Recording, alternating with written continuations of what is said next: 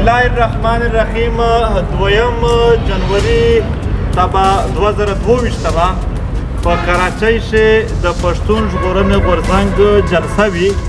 د دغه جلسې غټ موضوع د علي وزیر، حنیف پښتین، اویس ابدال او زمونږ د انګور اډې نیولي ملګري رهایي دپاره غږ پورته کول وي. مزاحمتي جلسه ده او په دې کې به د دغه وطن د پښتنو چې څومره هم ستونزې دي هغه ټوله په حواله سره به مزاحمتي غږ پورته کیږي، د هغو د حل غوښتنه به کیږي.